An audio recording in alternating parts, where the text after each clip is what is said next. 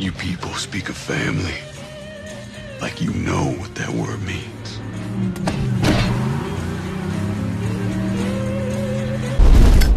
If you knew what family really meant, you would have never fucked with mine. Mafia III is Hangar 13's much anticipated new title coming out in 2016. Mafia III was revealed around the world on August 5th, 2015. It was much to the surprise of someone like myself who sees the tonal shift into something more controversial and in darker nature as an interesting prospect to go on. This is an era where highly intensified racial animosity existed. It takes place in the late 1960s, and I watched a few developer commentaries speaking about how they plan to push the envelope with the plot. This will tie into things from the time period, like the cusp of high-profile assassinations, the factor of Martin Luther King Jr.'s demise, the civil rights movement, and how the war of Vietnam and the racism will provide strong social themes amongst the New Orleans environment where the story will entail itself. The gameplay snippets were brief. The CGI trailer gave us a good indication of what Lincoln Clay was like, not the stereotypical black gangbanger in Saints Row or GTA. He was all about loyalty, longing for a particular thing that he wanted all of his life that he never had as an orphan. A family, a revenge story bled through the cloth deeply as soon as this was taken away from him from the Italian Mafia. As a Mafia fan, I am more than happy to give this new entry an honest chance. I am glad that Hangar 13 isn't shying away from strong, realistic overtones. The fact that they are doing plenty of research from this era where segregation was a reality, and it was from the harshest times for African Americans to deal with. It fits into the narrative, it seems, and Clay is feeling a disconnect amongst his situation until he has a family he always sought for in his life. However, it disappoints me when a massive amount of ignorance surrounds a big release. You ask yourself, why can't everyone be fair at times? I have seen enormous floodgates of fighting open, particularly on YouTube videos detailing this reveal. Most are excited about this new Mafia title, others are very vitriolic, being racist dregs of society themselves, and even ending their ongoing support of this game, throwing it out of the window due to the biracial protagonist. The proposition I plan to give you today is my response to this puerile stigma, and why you should reserve judgment for the game yourself despite the overarching negativity that's growing with it. Let's answer banal question number 1. This game is not about the Mafia. This is insanely incorrect. This game is more about the Mafia than you could dream about. The Italian Mafia are the ones who slaughtered the Black Mob, Lincoln's new crew, after his trip from the Vietnam War. This means that the Italian Mafia are going to be very prominent as you gun for your revenge against them for what happened to your family. Let's also keep in mind that while the Mafia term originated in Sicily, after a while there were more differing ethnic groups participating in crime as time went on, growing different breeds of Mafia. If you never went back and looked up the Black Mob, then that's just another portion of the situation and another portion of history that you're grossly misinformed of. Let's answer banal question number 2. Why are we playing a black character? It's obvious that this was chosen by the developer because it's contemporary to the time period.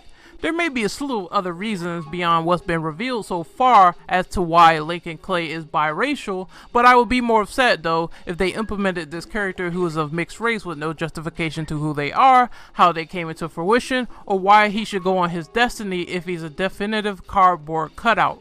If you're looking at the skin color and not the depths that will be explored, then that is a quite shallow excuse to hate the game. But hey, there's always the puerile carbon copy protagonist out there for you if you're into that sort of thing. Fuck you! Fuck you! Fuck you! But now question number 3. Why is this game not realistic enough? I feel a sense of realism will be diminished no matter what kind of game you play. When you're going around blasting aliens out of a hallucinated drug binge, or you're watching your inner tormentor literally have sex with a figure composed of nothing but legs, then of course that sense of reality is already out of the window. Is it ridiculous that there's virtually no recoil popping off from a 44? Is it ridiculous that you can bail out at 100 miles per hour and take no damage? Possibly, but this is nitpicking within a fictional medium, no doubt. No way that you can say that attaining a few fatal gunshots in Mafia 2 gameplay and merely running into cover while getting health regeneration and being fine the next minute is anywhere near a realistic situation that could actually happen. But now question number 4. I want Vito Scaletta back. Well, he's back as a lieutenant and much older, so hooray!